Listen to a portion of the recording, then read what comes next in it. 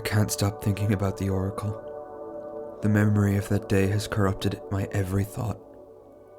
On good days, I might be able to stop thinking long enough to eat or change clothes before the anxiety cripples me back into submission. Today is not a good day. A lot of days aren't good days, so if these are the thoughts I'm stuck with, then they're the ones I'll write. I just moved away to start college. My mind was filled with what ifs. What if I get lost on campus? What if I don't like my classes? What if I can't make friends? But after a couple of weeks, my nerves subsided as I got settled into my new routine. It was a sleepy little college town surrounded by a sea of yellow cornfields and family farms. The people were nice enough, and on the surface, I had nothing to complain about. Until a couple weeks in when I noticed the whispering. Initially, I wrote it off. I assumed it was just people whispering about me being new to the area, and that as the semester went on, I'd become more than just a new girl. But it didn't stop. Even well into my first semester, people who I thought of as friends, or at least classmates, still whispered to each other whenever I was around. I know what they kept whispering now. From the day I arrived, the question on everyone's lips was, has she met the Oracle?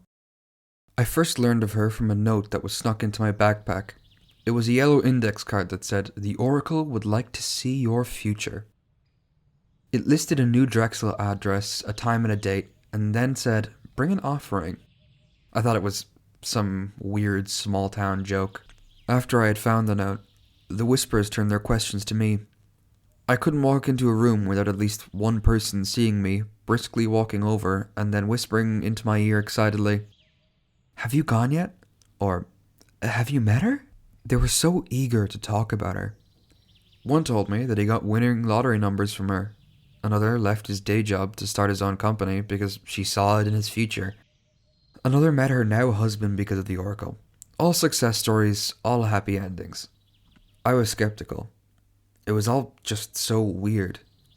I told myself I wouldn't go, but whether it came from curiosity or boredom, one Friday night I found myself taking endless lefts and rights through the back roads, lined with cornfields. In my passenger seat, I had the now worn-out index card with the address and a brand new family-sized package of Oreos. No one would tell me what kind of offering an oracle would want, but who doesn't like Oreos? I'm not sure what I expected, but it wasn't what I found. Pulling up to the address, I took a long dirt path surrounded by trees that gave way to a large clearing where two double-wide trailer homes sat, private and hidden. The yard was a mess of old and new. An old plastic slide and a playhouse were faded from years out in the elements, yet next to them was a brand new playground structure made of a beautiful dark wood. The green plastic slide looked shiny and inviting, and the swings were pristine with their chains clanging softly in the breeze. I turned my attention to the houses. Between them was an awning in which two cars sat parked, a beat-up Jeep Wrangler and a sporty-looking BMW. Before I noticed her, she was in front of me, holding out a hand to shake. She was a younger girl, we must have been around the same age. She wore a dirty work shirt and stained overalls. Brown hair light braided behind her back, brown eyes looked up at me expectantly, waiting for me to shake her hand.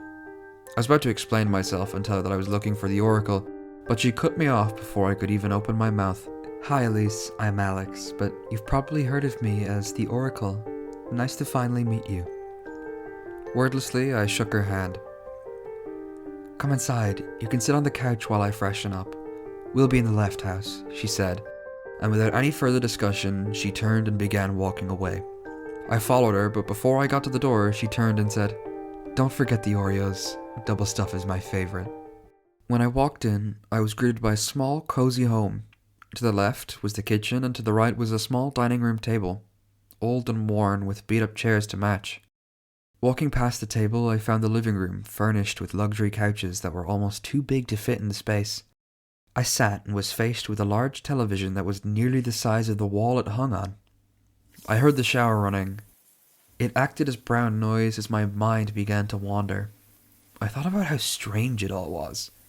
Some girl living all the way out here can see the future? I didn't believe her. Not at first. Even though she knew my name, I explained that away. I assumed one of the whisperers had told her. I hadn't told anyone about the Oreos, but eventually I figured that she had seen it in the passenger seat of my car. A loud tearing noise pulled me out from my thoughts. I realized she was in the kitchen now, opening up the package of cookies. The shower was off. I didn't know how long it had been off, but it was off. She was dressed in a different outfit of t-shirt and overalls. Cleaner, but still stained with dirt and car grease. Her hair was dry. So, I began, but I wasn't sure what to say. I remember being thankful that she cut me off again. Hey, sorry to leave you sitting there. I knew you would be here sometime, but I didn't know when. How did you know I would come here at all? I saw it, she said simply. The words hung in the air for a beat, then another. You have questions, I'm sure. They always do. Would you sit with me? I can explain what I know, she said, motioning to the beat-up dining table. I remember I was unsure about whether I should sit down. I'd thought about just leaving. That this was just some scam, but then I blinked, and I was sat facing her. A large candle sat between us, with a lid on top. She was speaking about something and must have been deep in thought. Her eyes didn't meet mine as she continued on. Like I said, I don't control what I see or how far. Without anyone, I only get dreams, fragments of thousands of futures that I can rarely make sense of. But when I have someone else here, I can see into the future through them. That's why I love new guests. Now, the visions are a sure thing. Fate or destiny or whatever you want to call it, it's fixed. It's just yet to be lived. She paused for a moment, then made eye contact with me again. Sorry if I was rambling. Does that answer your question? I'm not sure, was all I could say. You might be feeling a little disoriented, but that's normal. It's this property. The land has something about it. It feels like you're in a fog sometimes. Can I get you some water or anything? I remember this moment. It fills me with regret, anger, resentment. I don't know when she started talking or how much I missed, but I was sure that something was wrong. I don't remember sitting down. I didn't remember asking her a question. I felt high. I felt so far from anything real, sitting at that shitty table. And I meant to tell her, I meant to say that I felt ill, that I had cold feet, that I needed to leave. I opened my mouth, the words started. And then the blinds were closed, and the room was dark. The candle flickered as our only light. We held hands above the table together like a seance. She was telling me to look deeply into her eyes and only into her eyes. We both sat leaning forward. She stared into my eyes and I stared into hers. The candlelight flickered. She bore into me with intensity. Her brown eyes looked darker in the candlelight. I was waiting. My lungs burned and I realized I had been holding my breath. I exhaled and waited. Another moment passed. Then the room began to glow. It was soft at first, an orange light that draped gently over the room. I looked around for a source, and to my surprise the candlelight was merely a whisper and the blinds were still drawn. Look at me. I can't see unless you look into my eyes, the oracle reprimanded. I looked back at her, and her eyes emanated a faint orange light. Look deeper, she instructed. I obeyed. Her irises had changed from a common brown into something more. The orange became brighter, warmer. I heard birds singing. I felt the wind blowing. Everything was calm, serene. Her eyes were an early summer morning. They turned a shade of green, and I heard the leaves rustling in the breeze. It was all brighter now, hotter. She stared at me with suns for eyes. I strained to keep my eyes open, but I felt compelled to look harder. I saw the clear blue sky of a summer's day, and then the blue gave way to purples and pinks as I watched the sunset. The night came, and her eyes twinkled with starlight. We were bathed in the light of a harvest moon. I watched the stars turn until the room began to glow orange again. Days passed in those eyes, then weeks and then months. I stared into those kaleidoscope eyes and I watched the seasons pass. The colors danced around the room, gaining speed. I watched the storms gather, dark, foreboding grays that swirled with intensity and power. Lightning flashed in her sockets, and I smelt the rain. I was enamored when she reached the autumn months. The room shone brilliant shades of brown, yellow, and red, and we were buried in the falling leaves. I was lost in the flashing lights of a life I've yet to live, until suddenly it stopped. I found myself at the beat-up dining room table again. I was holding the hands of a stranger with a faint candle lit between us. We were both standing out of our chairs and leaning forward to see each other better.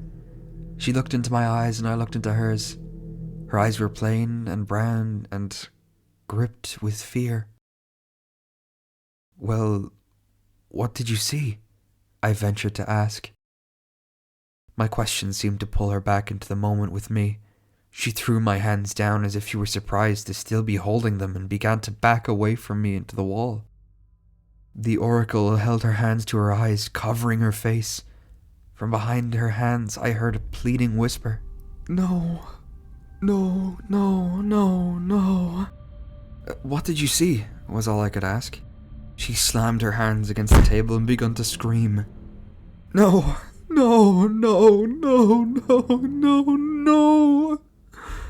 There were tears in her eyes. Without warning, she exploded into hysterics.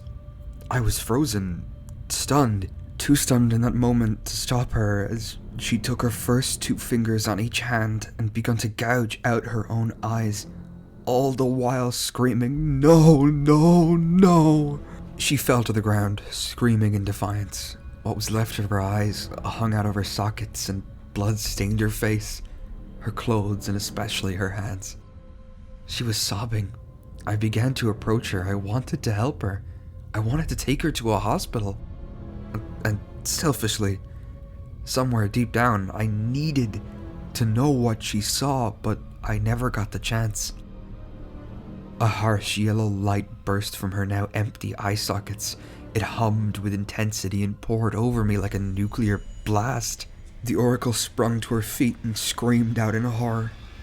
"Oh, God! I can still see it!"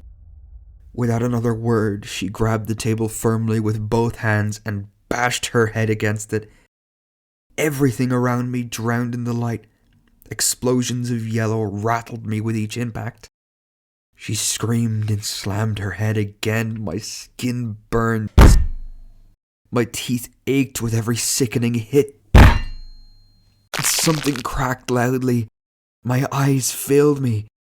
I saw only yellow, all-encompassing yellow. She screamed out again, a cry of terror, and with a final slam, the light was gone as quickly as it came. The oracle lay dead, an eyeless mess of fear and gore. In every sunrise, in every storm, in every clear sky, I see her changing eyes watching me. At night, when everything is still, I hear my heartbeat pounding away like a skull cracking against the wood. And when sleep finally does take me, I see the yellow whispering to me about impossible things that are yet to be. Hey everyone, sorry if I sound a bit stuffy in the recording. I've had a cold for the last couple of days. But either way, I hope you've enjoyed the story. It's written by Christopher Ether, and the original story is linked in the description and pinned comment as always, and don't forget to support the creators. If you liked my narration, make sure to check out some of my other videos, and I'll be talking to you next time. Bye!